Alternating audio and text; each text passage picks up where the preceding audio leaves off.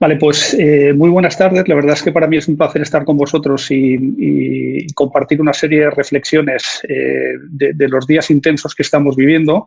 La verdad es que está siendo un momento en el que estamos teniendo pues, una sobreexposición a medios convencionales, muchos mensajes de WhatsApp, mensajes directos, buenas conversaciones, tratar de leer todo aquello relevante que cae en nuestras manos, pero creo que es efectivamente algo complejo de pronosticar. Por lo reciente estamos justo en la mitad del principio y lo único que pretendo es, me ha permitido esta charla el poder estructurar la información y compartir con vosotros algunas ideas que espero que puedan ser de utilidad para las decisiones complejas que estamos teniendo que tomar en los últimos días y las siguientes que vendrán. Mi objetivo es ese, simplemente el tratar de catalizar ese proceso que en algunos casos podemos tener desde lo que es una parálisis y esa reacción respecto a lo que es la información que estamos recibiendo para tratar de convertirla en acción. La información ahí pues, es un compendio de distintas fuentes que he tratado de etiquetar para que podáis profundizar y bueno, tendréis la información disponible para que podáis profundizar. Bien, la idea yo creo que es que estábamos avisados, habíamos de manera repetitiva habíamos escuchado el winter is coming, sabíamos que estábamos en un ciclo complejo, con gran inestabilidad. Lo que no sospechábamos es que, a pesar de que el Foro Económico Mundial venía de manera repetitiva avisando sobre esa gestión de riesgos, qué es lo que estaba ocurriendo, las pandemias figuraban como una de las principales efectos, ¿no?, que podía tener con una probabilidad más baja frente a otros elementos en los que estábamos dedicando gran tiempo, toda la emergencia climática, colapso de activos, problemas respecto al cambio geoestratégico que estaba existiendo, pero bueno, estábamos avisados, no lo habíamos tomado quizás, ha habido una gestión algo empobrecida de lo que es los riesgos y hemos visto cómo muy poquito tiempo lo que era este 2020, que esperábamos cargado de eventos, pues ha comenzado con algo que identificamos como un problema regional, en solo 40 días se ha convertido en un problema mundial. ¿Cuál es el nuevo normal, ¿no? ¿Dónde estamos? Yo creo que esto se sitúa dentro del efecto del coronavirus, dentro de lo que es un reajuste geoestratégico. Está ocurriendo durante o es parte de ese reajuste y es un proceso global. Hemos pensado que era algo local, pero se ha convertido en un proceso con el nivel de intercambio de bienes, personas, se ha globalizado de una manera muy rápida, con esa visión exponencial que hemos comentado alguna vez.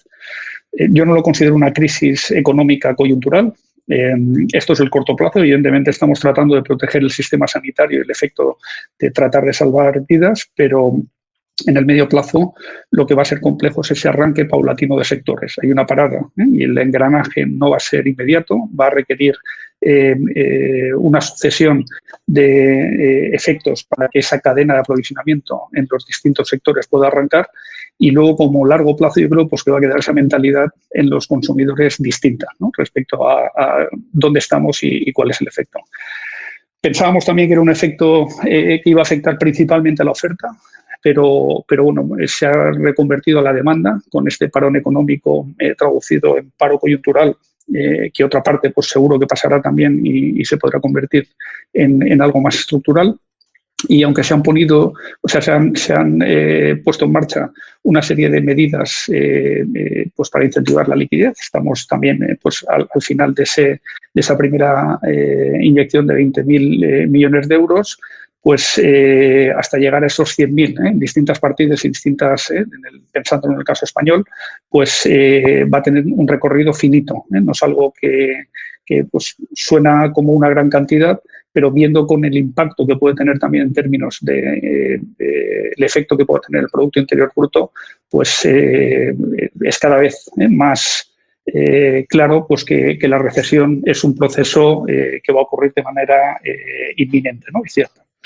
Este es el concepto. Todos entendemos que estamos en un momento importante en el que lo único en lo que existe consenso es que no hay consenso sobre cómo va a ser esa posible salida del ciclo. Lo que sí me parece relevante en ese mismo informe y habiendo visto también otras estimaciones iniciales, es un posible escenario económico como consecuencia del impacto que está generando y algunas medidas que nos podrían llevar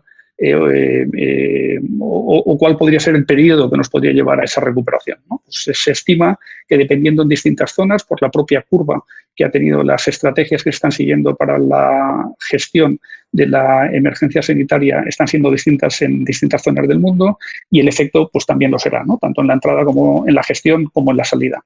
En algunos casos, lo que sí me parecía relevante es que puede llevarnos a recuperar una situación en un periodo largo. No sé si serán 2, 3 años, pero creo que es importante no mirar solamente el efecto en el corto plazo, no estar viendo solamente qué es lo que está ocurriendo en el muy corto plazo, sino cómo se puede desempeñar y ante este escenario, cómo se puede tener o qué desempeño es el que puede tener el medio plazo y el impacto para tratar de poner una serie de medidas, ¿no? Y este es un poco el foco, ¿no?, de la conversación. ¿Cuáles son las medidas que te gustaría haber tomado hasta ahora? Y sobre todo, ¿qué medidas son las que vas a tomar? Este es el tratar de centrar algunos elementos que puedan ser de inspiración para pensar de una manera distinta y contrastar y poder generar una, pues que sea al final el tratar de ser de utilidad dentro de la comunidad de Creciendo, que ese es el espíritu. Todo lo que vamos a buscar es evitar lo que es esa espiral de la muerte, el tratar de tomar decisiones que en lugar de que nos estén sacando y nos estén llevando hacia ese fortalecimiento de nuestros modelos, sino que podamos estar tomando decisiones que puedan estar generando una pérdida de competitividad y llevarnos hacia ese círculo, ¿no? Entonces, la agenda del CEO, ¿qué es lo que deberíamos tener o en qué deberíamos estar pensando? Yo lo he planteado en 4 bloques, es decir, un primer bloque centrado en lo que deberíamos hacer en el muy corto plazo y bueno, pues yo creo que la experiencia de las startups con el runaway time, lo que es la gestión de tesorería en entornos muy escasos que digamos que no siempre eran los que solían ocurrir en empresas de middle market y en corporaciones. Es decir, las pymes en algunos casos pues contaban con esos 2 meses, entre 1 mes y 2 meses de liquidez como promedio por estadística, pero ahora ante la caída de los ingresos se está acelerando y es pensar en esa tesorería, en una fortaleza del modelo de negocio, en lo que es el compromiso con y también del equipo y la gestión agile, ¿no?, como línea de trabajo en la parte clave. Esto es lo que debemos hacer en el corto plazo. ¿Qué deberíamos hacer más en el medio y largo plazo? Pues el tratar de identificar bien esa función de utilidad, cómo reconfigurar nuestra cadena de valor, un desarrollo de nuestro ecosistema y tratar de cambiar la velocidad de aprendizaje. Vamos a verlo. Runaway time. El foco debería ser pues tratar de gestionar aquellos aspectos en los que podemos incidir, donde nosotros podemos controlar, como el gasto, lo que son nuestras hipótesis de crecimiento y nuestras asunciones de ingresos, tratar de ser verdaderamente estrictos y severos. Y luego, pues el proceso básico de partiendo de la caja actual, con la reducción efectiva en costes que podamos hacer y esos efectos tratar de identificar si va a haber aportaciones de fondos por parte de los accionistas actuales o nuevas fuentes de financiación oficiales, bancarias, y tratar de identificar pues, cuál es ese free cash flow que podemos gestionar, porque es lo que nos va a permitir, medido en meses, a cuántos meses estamos en base a esa gestión de ingresos de poder mantener viva la compañía. El segundo elemento, el fortalecer lo que es nuestro negocio base, el entender qué está ocurriendo en nuestro mercado, qué está pasando con los factores clave de éxito, si tenemos que reenfocar productos, si tenemos que cambiar el impacto que está teniendo en el marketing, las ventas, a nivel de precios, el tratar de tener esos referentes y ver qué está haciendo la competencia y mantener ese factor de microcompetitividad también, de mirar lo que está ocurriendo en la economía global, pero ser muy competitivos dentro de nuestra industria, reidentificar todas las estrategias de go-to-market, medir muy bien los tiempos y los elementos que podemos necesitar para poder llevar al mercado nuestros productos, identificando ese riesgo que podemos tener por ambos lados, tanto con clientes como proveedores, que puede ocurrir que haya cambios y dónde tenemos que gestionar esos riesgos y monitorizar las dinámicas generales que puedan estar ocurriendo en el mercado, ¿no? Pensando que esto ocurre en este corto plazo, pero que también puede haber escenarios de rebote y estar preparados para las segundas oleadas en caso de que pudiesen ocurrir. Desde un punto de vista del equipo, pues yo creo que es el momento de generar valores, ¿no?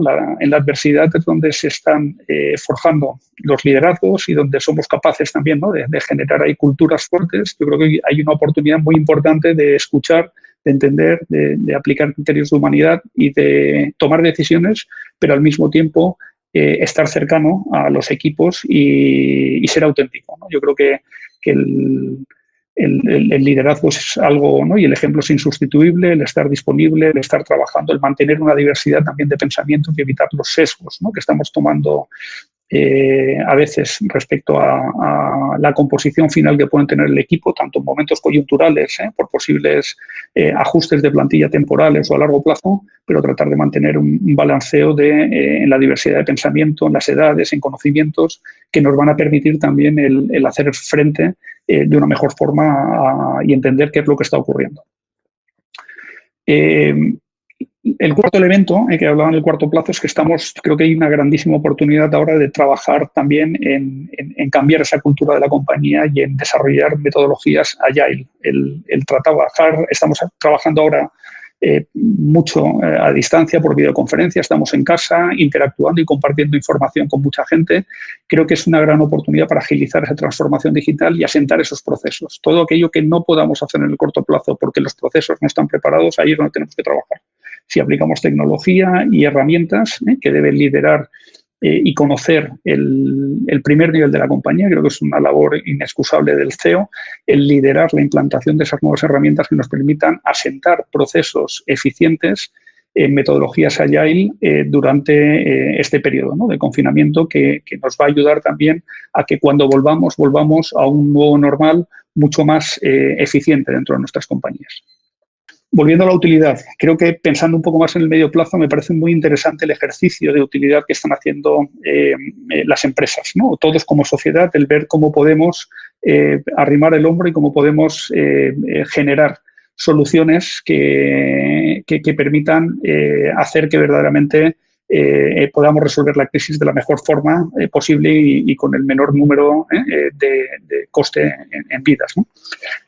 A mí me gusta comparar siempre las empresas con un martillo. Un martillo existe porque tenemos la necesidad de clavar un clavo. Como consecuencia de que tenemos que clavar un clavo, pues surge la necesidad martillo y lo utilizamos. Pues ahora, digamos que los clavos están cambiando, ¿no? Los problemas se están convirtiendo en otros distintos y hay empresas que lo han identificado de una manera rápida y que han sido hábiles en tratar de generar conocimiento. Primero, desde un punto de vista del compromiso, esta mañana lo comentaba con alguna empresa de Creciendo, cómo están colaborando en higienización, en respiradores, en confección textil de EPIs, pero esto que en un momento determinado ha surgido como ese compromiso es el valor, esa es la función esencial de una compañía, ser útil. Si algo no es útil, dejará de existir. Y cuando la función de utilidad cambia, me parece un pensamiento muy interesante el identificar que la empresa debe cambiar también, que tenemos que identificar cuál puede ser ese vector de utilidad que puede que sea distinto. En ese contexto, pues nos obligará también a reconfigurar lo que es nuestra cadena de valor. No van a existir. Creo que es complejo saber cuál va a ser el posicionamiento de los bloques económicos y ese posicionamiento geoestratégico a 2-3 meses vista. Pero bueno, está habiendo especulación en materias primas, había una importante batalla comercial y arancelaria. No sabemos qué es lo que va a ocurrir, pero quienes primero han acusado ese problema de oferta han sido las empresas que tenían cadenas de aprovisionamiento global, lo que era un factor de competitividad muy importante en los últimos 10-15 años, se ha convertido de manera coyuntural en algo complejo de gestionar y ha surgido de una manera rápida ese circuito corto o ese entorno de cercanía, que creo que va a ser algo creciente, creo que va a ser esa globalización inversa, que nos gusta llamar ahí en alguna de las empresas cercanas, el tratar de acercar y generar un aprovisionamiento más en cercanía. Esto que hemos visto creo que va a ser un valor creciente y necesario en lo que es esa gestión de riesgos. Y también entender que dentro de este proceso han surgido nuevos entrantes. Ha habido gente que ha identificado nuevas capacidades, que tenía una bajada muy importante en una parte de ingresos, pero que puede generar o puede haber entrado en otro sector, que puede ser el nuestro, y que bueno, el nivel de competitividad pues que va a crecer y nos vamos a ver en un proceso de cadena de valor importante, que creo que es importante, que es necesario anticipar. ¿Esto qué va a hacer? Pues el desarrollo del ecosistema, el generar un ecosistema fuerte. Insistimos muchísimo en no hacer las cosas solo, sino identificar la colaboración como un vector superior a la autosuficiencia, al tratar de identificar cómo podemos vincularnos mejores con nuestros distribuidores, con todo el trade, proveedores, gente de materia prima, con nuestros clientes también, para identificar cómo podemos colaborar para estabilizar una propuesta de valor conjunta que sea mayor que a nivel individual, que sea mejor, y generar nuevas formas de valor. Con más colaboración ha habido muchísimo desarrollo open source, en el que cambia también los temas de propiedad industrial, en el que se están permitiendo que haya esos nuevos entrantes y que puedan dar nuevas soluciones. Y esto, pues muchas veces la limitación, ¿no?, a tratar de identificar ese ecosistema en el que vamos a tener que interactuar con muchas otras empresas, cómo va a funcionar, los principales sesgos los tenemos entre las orejas, ¿no? Lo tenemos en nuestra manera de pensar y estamos limitando lo que puede ser el efecto de ese posible nuevo ecosistema en el que trabajemos, ¿no? Y en todo esto, es decir, como último factor y transversal a los 7 anteriores, creo que es importante tratar de pensar cómo podemos acelerar nuestra capacidad de aprendizaje. Vamos a competir en la tasa de aprendizaje. Lo hemos visto en las primeras semanas y creo que va a ser más importante en un futuro, en la medida en la que seamos capaces de saber sobre qué aspectos debemos aprender y cómo convertirnos en autosuficientes, en esos conocimientos que no teníamos. Creo que es uno de los principales factores también que nos podemos encontrar para que las empresas sean más resilientes, para que puedan tener mayor capacidad de resolver los problemas que tienen las industrias y para también, pues yo creo que interconectar. Hemos visto el valor que le estábamos dando a la inteligencia artificial, pero de momento, pues todos los algobots en la gestión de mercados financieros, toda la programación de cadenas de aprovisionamiento se ha tenido que reajustar y aplicar el sentido común, porque creo que es un ejemplo buenísimo, ¿no?, de la combinación, de la capacidad que podemos tener de anteponer lo que es las necesidades específicas cuando surgen cisnes negros como que tenemos ahora encima. En definitiva, no sé cuáles son las decisiones que os gustaría haber tomado hasta la fecha, pero sí que creo que es importante el realizar acciones de corto plazo, el ir despejando esa incertidumbre, el plantearse nuevos horizontes, no solamente lamentarse sobre toda la complejidad que tenemos encima, sino tratar de convertirlo en acción. Necesitamos ese liderazgo, esa capacidad de salir y convertir estos elementos de incertidumbre en acciones, catalizar esa acción, no pensando solamente en ese corto plazo, ¿vale?, sino tratando pues de entender que ha habido ahí pues una evolución muy importante, ya resumiendo lo que es la realidad y las expectativas. Yo creo que estamos en ese momento de humildad y reconvertir esa humildad en acción. Somos vulnerables y tenemos esa posición natural. Yo creo que es entender que ahora pues podemos trabajar a distancia. Ha habido 2 mundos, el white collar y el blue collar. En uno ha sido más sencillo de ejecutar que en todas las labores operativas, pero bueno, la parte, aquellos negocios donde desde un punto de vista comercial o de gestión tienen la capacidad de anticipar, pues creo que el utilizar las herramientas, el hacer esas reuniones más eficientes, el trasladar todas esas metodologías de reorientación de procesos internos desde un punto de vista agile, no como una imposición, y utilizar ese momento también, el gap que suele haber entre motivación y comportamiento. La gente no suele actuar a no ser que exista un trigger. Debemos considerar el COVID-19 como una oportunidad para tratar de cambiar aquellos elementos, aquellos sitios donde no podíamos cambiar, pues a veces era en un área con un determinado equipo, con personas, pues no han cambiado ellos, pero ha cambiado el contexto, ¿no? Y en muchos casos creo que está siendo un elemento también no para canalizarlo hacia el bloqueo, sino hacia la acción, ¿no? Me pasaba el otro día cuando hablaba esta semana, estoy viviendo entre Zoom, Skype y Teams, es decir, esa interacción de 8 de la mañana a 9 de la noche, que yo creo que está ocurriendo mucho, el que estaba trabajando trabaja más, y aquel que no tenía la voluntad o que no tenía la capacidad o la oportunidad en ese contexto, pues yo creo que en ese entorno pues no está viendo, ¿no?, la motivación para hacerlo, pero creo que es una gran oportunidad para que hagamos ese rol, ¿no?, de tratar de facilitar el trabajo del resto. Hay mucho, lo estamos viendo, ¿no?, en el sistema sanitario, a nivel empresarial, a todos los niveles, y creo que estar disponible, presente, muy conectado a la realidad y tratar de influir en el resto de una manera positiva y centrándonos en el día a día y resolviendo tanto labores de corto plazo como medio plazo, creo que es una obligación. Y nada más. Por mi parte, creo que tenemos... estoy convencido de que todo va a salir bien y va a salir bien en las distintas etapas en las que estamos viviendo y en este ejercicio o en este experimento global. Lo único que tenemos que, para que salga bien, yo creo que tenemos que actuar. No basta con tener una visión contemplativa ni lamentarnos, sino que tenemos que movilizarnos para tratar de generar empresas que puedan ser mucho más resilientes, ¿no?